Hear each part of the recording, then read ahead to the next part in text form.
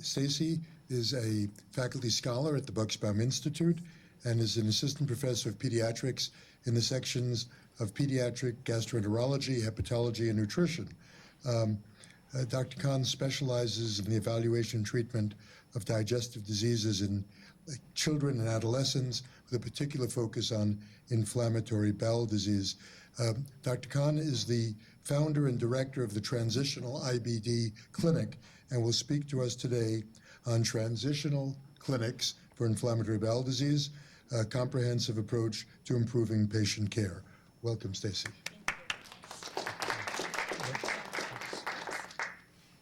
So thank you so much for this opportunity. I know it's late in the day, so if people need to get up and stretch their legs, that's great. Keep your mind going. So today we're going to talk briefly about the transition of care in inflammatory bowel disease, its challenges as well as its benefits. I want to do a little bit of an overview of inflammatory bowel disease, for those of you who are not as familiar with it. We're going to talk about the differences between pediatric and inflammatory bowel disease, highlighting some of the issues that are specific to adolescents and self-management with inflammatory bowel disease. I'd like to present some exciting preliminary data as well as talk about our future directions for this program. So what is transition of care? So I think most of the people in the room take care of adult patients. I, like Dr. Fromme, I'm a pediatrician. We're really interested in the care of children, but not just children in the very young ages, but children as they progress into adolescence and young adulthood. And how do we facilitate that care as they move from their pediatric providers to their adult providers? So what's important to know is that this is not simply a transfer of a patient from one physician to another. It's really a process, and it has to involve both the adolescent patient as well as his or her family. It's built on education, it's built on communication, and of course, a great deal of preparation. And the hope is that this fosters effective self-management, which is the ability to take care of oneself and all of the health-related tasks, as well as independence in that individual. Anybody who's had any experience with teens and adults realizes it's a really complex time during life. There's a shift in roles, there's dynamic social pressures that are ongoing far more than we experienced in our youth. There are developmental changes, there are life changes. There are issues of confidentiality that are really important and constantly changing and important to address in these visits. We have a redefinition and a redefining of responsibilities and roles. We have increasing independence and autonomy of the teenager, and of course the ever-important shared decision-making process, which moves primarily from being a doctor-parent relationship to being a triad of the doctor, the teen, and the parent, to then later in life, the doctor and the teen who is now a young adult. This really nice slide from Maureen Kelly, who is a nurse who runs the transition program at University of North Carolina, Chapel Hill, has really outlined the three major stages. And I'm not going to go through it in fine detail, but I just wanted to highlight that the transition process should not start when patients turn 18. It really needs to start much earlier. And it's the introduction of the concepts, the education of the patient and the parents, and a really thoughtful preparation so that by the time the teen is entering their young adulthood, they really are prepared with all of the skills that they need to be successful, both in terms of their medical independence, their financial independence, and how are they going to manage these really complicated diseases that we take care of. So why is transition of care so important in inflammatory bowel disease? So I just wanted to bring up a couple of very important points. First, up to 1/3 of parents and 1/4 of teens are apprehensive about transition of care to an adult provider. We also found that youth with inflammatory bowel disease have diminished health-related quality of life.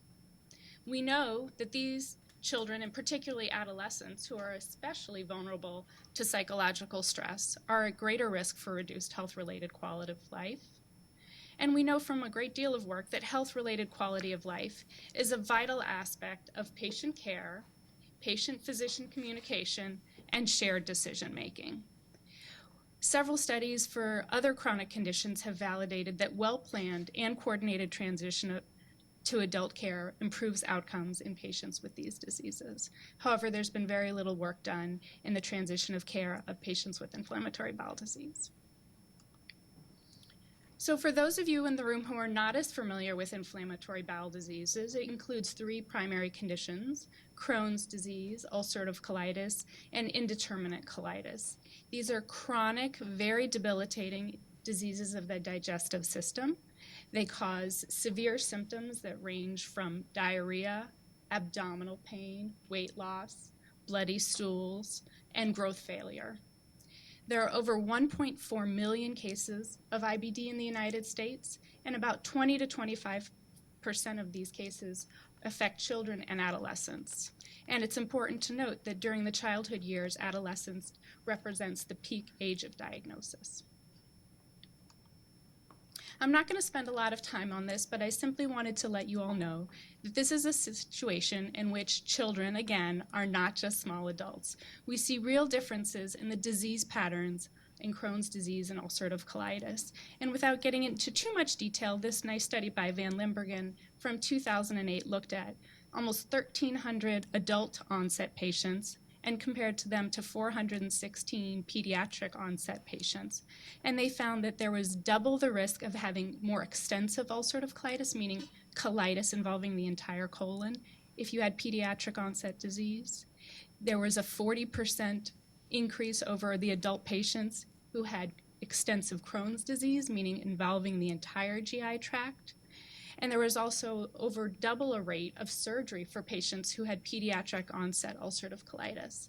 And although there was no increase in the rates of surgery in the pediatric patients with Crohn's disease, you can still see that within 10 years of diagnosis, 35% of them required surgery. So we're really talking about a very debilitating set of conditions that have a really dramatic impact on our pediatric patients. This is just a little more data to support why it's so important to focus on these teens and young adults.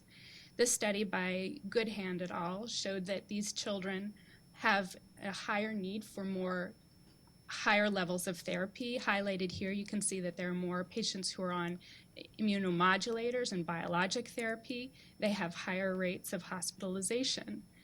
And what this leads to is a real problem, because when we look, we see that not only do they have more severe disease, but they're also missing more appointments. And you can see down here that 20% of adolescents in this study that compared adults and adolescents had missed appointments. We also know that adolescents are much more dependent on their parents. And this was a really interesting study. It was relatively small by Lori Fishman's group out of Boston Children's. She asked 40 teens how good they were at doing these self-management tasks, okay? So she didn't ask the parents, she asked the kids. And they had to report whether they thought their parents did it more, there was equal responsibility, or whether they were doing it alone. The green bars represent patients who had ulcerative colitis, and the red bars represent the patients who had the Crohn's disease.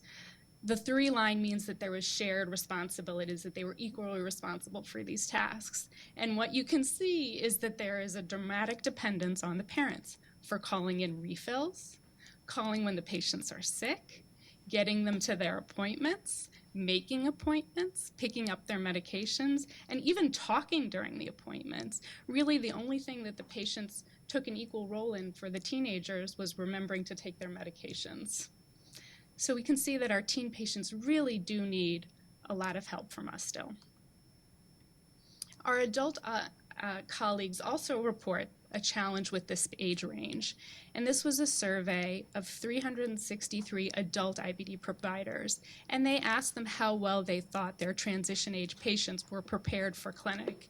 They asked whether they thought they had a knowledge of their medications, how much they knew about their own medical history, and whether they had provided a medical summary, if they understand the risks of drugs, tobacco, and alcohol use, if they understood IBD, if they knew who to contact when they had medical problems, and who was filling their prescriptions. And so you can see that in this survey, they found that for most of these things, less than 50% of the patients who were in the teen and young adult range still didn't have these skills when they came to see their adult provider, which is really quite concerning. Almost 70% had knowledge of their medications, but if you're a physician and only 70% of your patients know about their medications. That's not so good. 30% of your patients really don't know about their medications. That's really very concerning statistic. So there are also specific challenges to this transition of care that we need to reconcile as we think about how to move these patients to be successful, independent adults.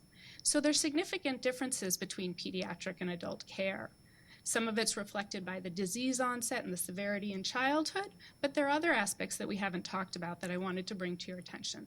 So clearly there are some stylistic differences between pediatricians and adult providers.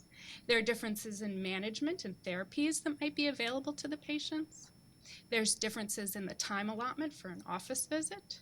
There's differences in the procedures and the sedation and how these are conducted within the hospital, and there are big differences between the pediatric and adult hospital.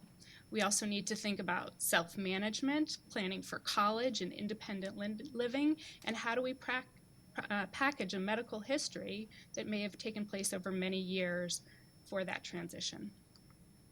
So my question is, can transition and transitional clinics improve outcomes and patient care? And my answer is yes, but we need more data. So thanks to the Bucksbaum support with my grant, we set out with 3 objectives. One was to help adolescents and their families navigate the process of transitioning from pediatric to adult IBD care. We also sought to promote effective self-management among these adolescents and improve patient care through decision-making and a specialized transition-focused care. So I just want to really quickly highlight some of the differences between our transition clinic. Obviously, in our transition clinic shown on the right here, we have much more time with our patients, and that there is several points during the visit which we have time alone with the patients, as well as time to discuss the transition both with myself and our transition nurse. We also have a network of transition specialists who provide a network for these patients, and the creation of this portable medical summary that the patients can take with them. So just to present some of our preliminary data, our clinic was founded in 2012, and this data represents the patients who've been seen since that time when it was initiated in February 2015. It's only a half-day clinic session per week, and we've had almost 500 visits. 110 of them were new patient visits. We've had 366 return visits. 14 patients have been successfully transitioned to an adult IBD provider. About 50% of those patients were female with an age range of 13 to 23 years. We have a nice representation of diversity within the clinic. And what's been interesting is now that I have some chance to look at the data retrospectively, I can see that we have real peaks that are seasonal, reflecting different changes in adolescent life. So August, right before kids go back to school or go away to college, and in December when they're on break, which is really interesting. You wouldn't think this is what happens, but many of these kids really like to come when they're not being taken out of school or have to miss school. And then some of our preliminary data about self-management. This is a very small subset of the population, but I wanted to share it with you because we're pretty excited to begin this data analysis. This was 16 patients who were seen in this clinic early on, 63% female, 94% Caucasian, 75% had Crohn's. This was a little bit of a younger subset of our patients with a mean age of 17.3 years, so I hadn't really had any of the older patients enrolled in this sample yet. And just to share some of our interesting findings, we found that about 67% reported that of the teens reported that they shared in their healthcare responsibilities. What was interesting is 88% of them reported that their mothers also shared in those responsibilities, and 75% reported that their fathers also shared. So what you can really see is that adolescent healthcare is still really a joint effort. I'd also like to touch on the fact that teens are still really dependent on their parents. We surveyed them about how responsible they were in taking different healthcare behaviors. 1 was not responsible at all, and 10 was fully responsible. And this is just a sampling of some of the 10 tasks they were asked to report on. They had pretty low scores for taking medication as prescribed, calling in refills, scheduling of appointments, and almost none of them knew anything about their health insurance. Now, mind you, this was a younger sample size, younger age of sample, but it's still really important to note. And they wrote, even though they reported these really low scores for responsibility, they felt that they were overall pretty effective in managing their own healthcare, giving themselves scores of 7, and still reporting high levels of parental involvement with a total score of 8 out of 10. What we really found was that teens are ready for more responsibility but need education, training, and support. They reported on a scale of 1 to 5, with high being the best score, high readiness to assume responsibility for transition of care, but parents reported that teens just didn't seem quite ready to assume responsibility or seem ready to transition to adult care. So you can see that even though the teens are expressing this interest and feeling like they're responsible, they're not demonstrating the behaviors to show they're responsible, and their parents don't think they're ready yet. So the next steps for the transition clinic are to continue to analyze the barriers and the challenges to transition, to analyze a larger data set with pre- and post-transition data, to teach and monitor self-management skills, and we're actually very excited because we're developing a novel text messaging-based system that's a problem-solving intervention for these teens. We're going to monitor medication adherence, measure health-related quality of life, parent and patient satisfaction, and of course analyze the health-related quality of life. And I'd like to thank everybody, especially the Bucksbaum Institute and my collaborators at Rosalind Franklin and the IBD Center for all of their support. And I apologize for going over. There, absolutely, and thank you for bringing this point up. I've been very fortunate that I have a lot of support for this clinic from David Rubin and Russ Cohen, who help run the center, and they recognize that this is a really important need and that these patients are both medically complex and psychologically complex, and to really do the job of transition, we need more time. But you're right, one of the big challenges that I've found by my own experience as well as talking to others who are trying to set up transition clinics is that it's hard to get the support because there isn't the infrastructure to protect such kind of long visits. So it is definitely a challenge and a concern as we move this model forward. Right, that's a great question. So it's about conflict between the teen and the parent. And I actually have another talk I do about transition, and there's several case studies, and one is where the parent doesn't let you have the kid have a word in. But you can see one of the unique features of the transition clinics, and I think it's something that I've realized as a pediatrician now working in an adult clinic where this transition is housed, is that you need dedicated time alone with the patient, and you really need to make mom and dad or the guardian step out of the room so that you can start to create that space, and you need to introduce that idea in the beginning and not just wait till a sensitive part of the exam where there might be a specific question, but really make sure that time is allocated and that it starts to increase throughout the course of your visits with that patient. Stacy, thank you so much. Thank you.